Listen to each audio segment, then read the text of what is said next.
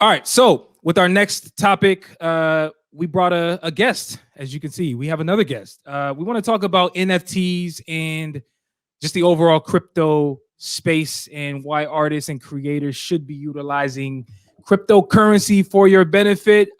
Mike, what's up, man? Welcome to the Ill Advised Wise Guys podcast. How you doing?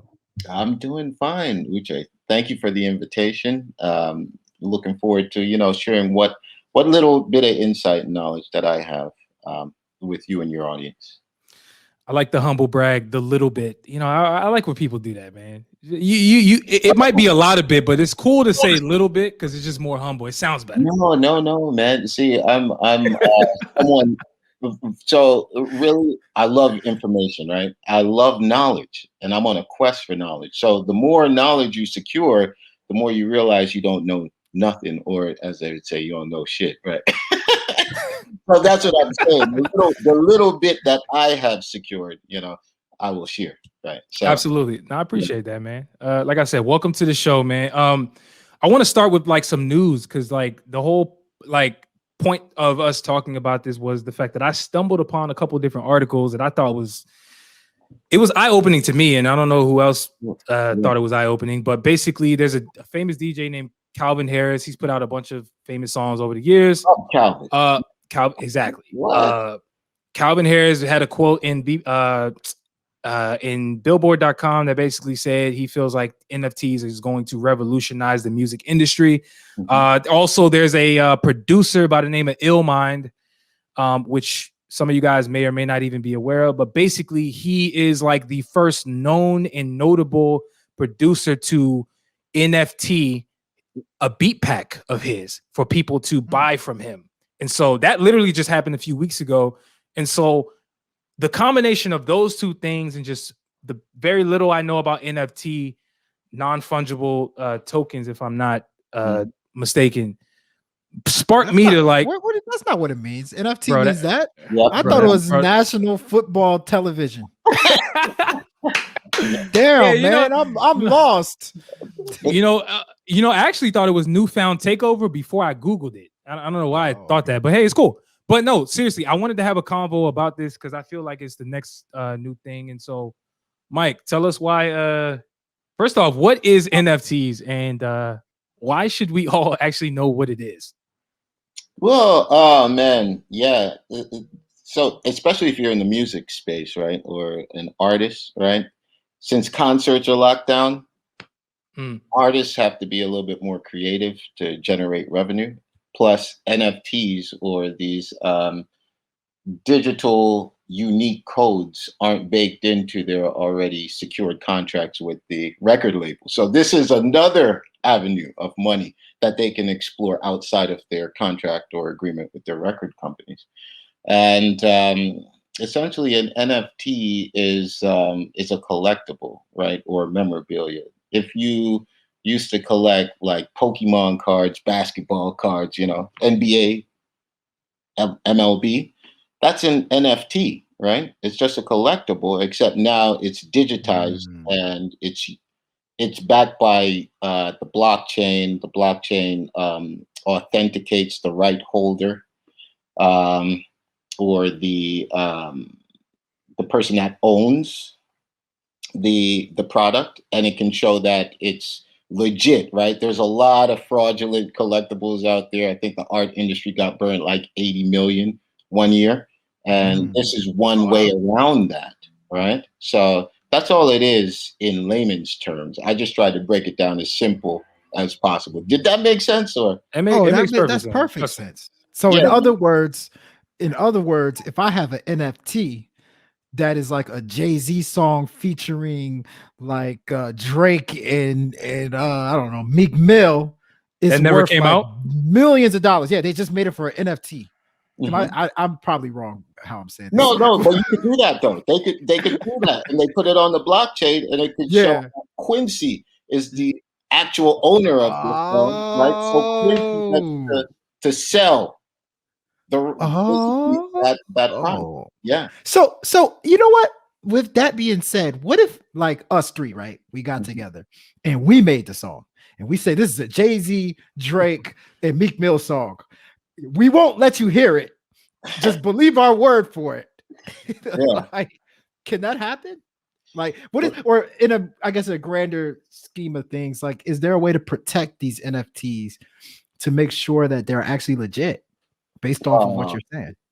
That's a really good question, and that's what we're working on at the moment. So I'm working on several large,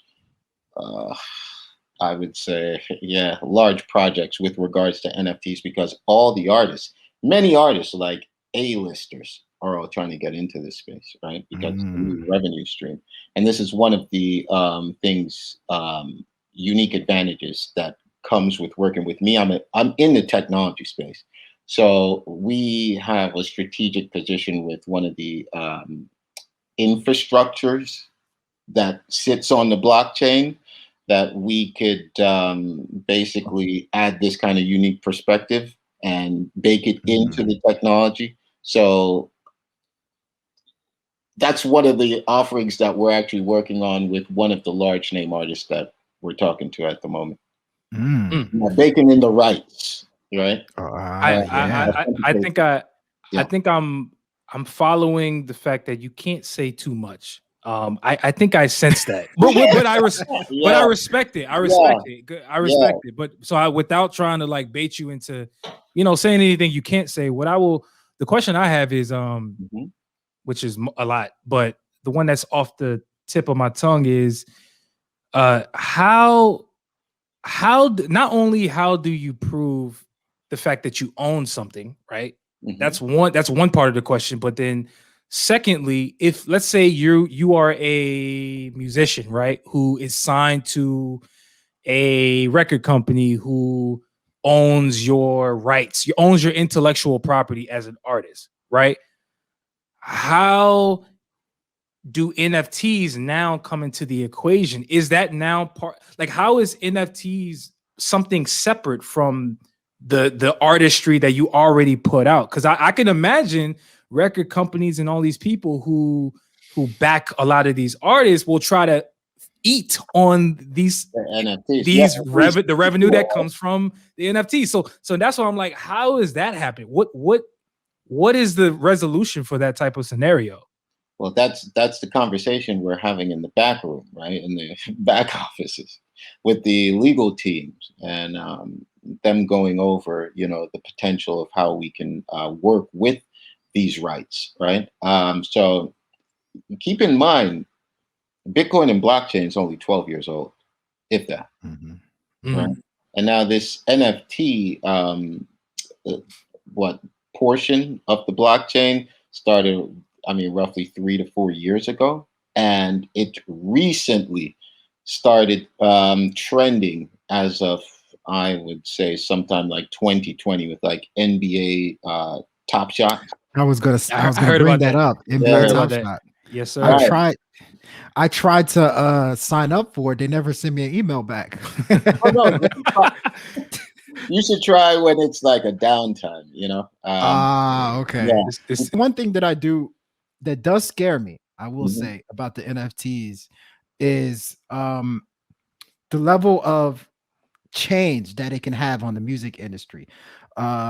In my opinion, when I was a kid, I'm sure you guys are very similar to me, where when wrestling, right, they had Monday Night Raw, they had Thursday Night SmackDown.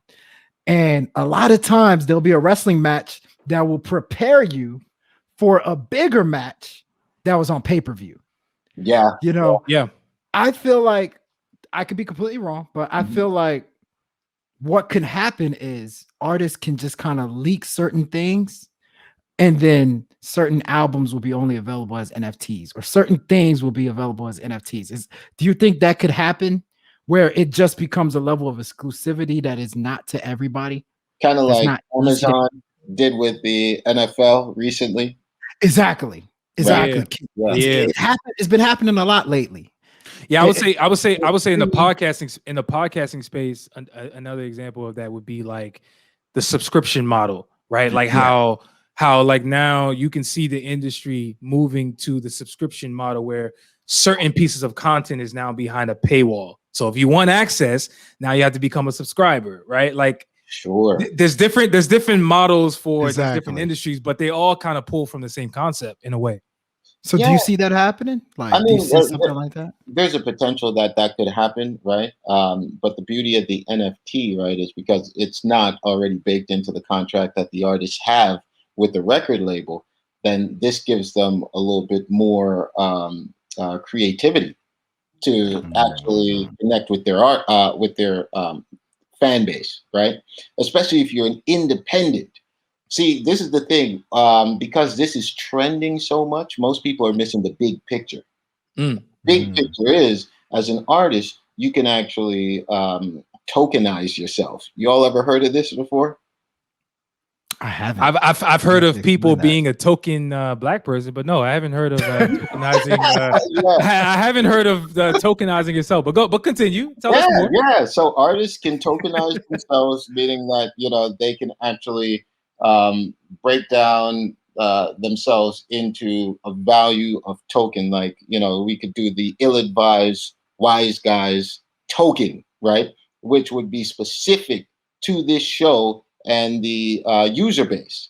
So the Mhm. tokens would represent a utility to any prospective audience member that wants to interact with you all.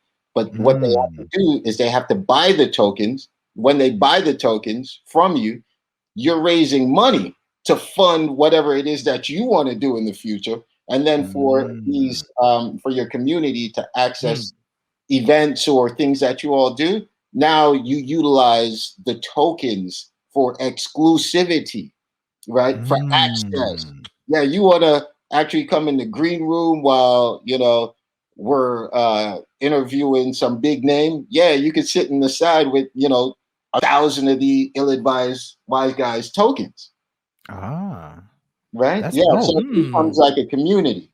It Um, becomes like a community. yeah, so that's what artists are doing as well. So that way they remain independent from the labels and they get funded by their community, right? To just do Mm. whatever it is that the community wants.